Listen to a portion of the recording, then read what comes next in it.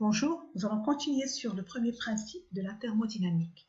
Nous allons tout d'abord voir l'énergie totale d'un système, puis son énergie interne, et ensuite les énergies échangées au cours de transformation.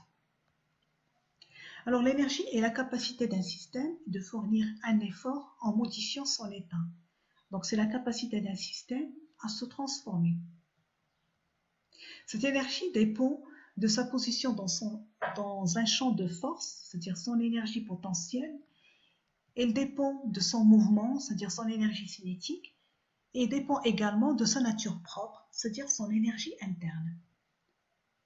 La somme de ces trois énergies constitue l'énergie totale. L'énergie potentielle plus énergie cinétique constitue l'énergie mécanique. Dans l'étude thermodynamique de systèmes réactionnels, on s'intéresse tout particulièrement à l'énergie interne. Ces trois formes d'énergie sont des grandeurs d'état. Leurs variations ne dépendent pas du chemin suivi lors d'une transformation. Elles dépendent uniquement de l'état initial et l'état final.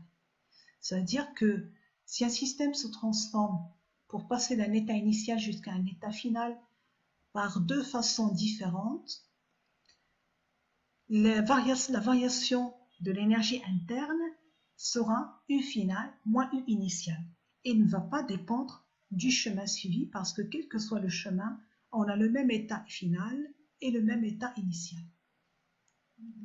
Alors que représente cette énergie interne? Nous avons vu qu'un gaz, par exemple, était formé de particules qui sont en mouvement perpétuel et qu'il peut exister des forces d'interaction entre ces particules.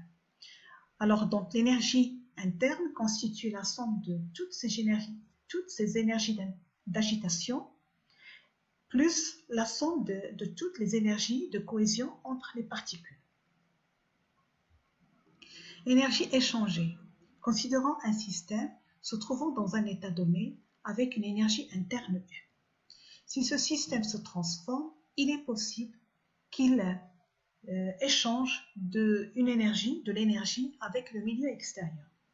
Donc les deux formes d'énergie qui sont échangeables sont la quantité de chaleur et le travail.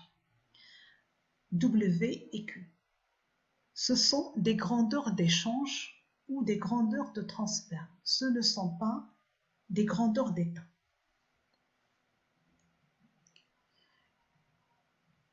Alors, quelle est la relation qui existe entre chaleur et température? Ces deux grandeurs sont-elles identiques ou bien ce sont des grandeurs différentes? Considérons deux corps, un corps chaud et un corps froid. Un corps chaud a une température élevée et donc la vitesse moyenne de ces particules est élevée. Et donc l'énergie cinétique moyenne des particules est élevée. Alors que pour le corps froid, puisqu'il est à une température basse, les vitesses des particules sont plus basses et donc l'énergie cinétique moyenne des particules est plus basse. Mettons en contact ces deux corps. On observe un transfert de chaleur. Ce transfert de chaleur du corps chaud vers le corps froid n'est autre qu'un transfert d'énergie cinétique des particules. À l'état final, les deux corps vont se trouver à la même température et donc les vitesses moyennes des particules seront les mêmes pour les deux corps, puisqu'ils se trouvent à la même température. Donc on pourra définir la température comme étant une mesure indirecte de l'énergie cinétique moyenne des particules.